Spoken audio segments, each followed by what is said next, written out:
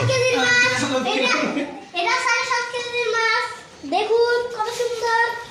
এই আজকে কষ্ট করে এনেছে প্লিজ কেউ লাইক দিয়ে দিবেন আর কি ওরে দেখি এই আল্লাহ দুজনে কি করছে তাকাও কেউ একটু সাবস্ক্রাইব করে দিয়ে এই চ্যানেলটা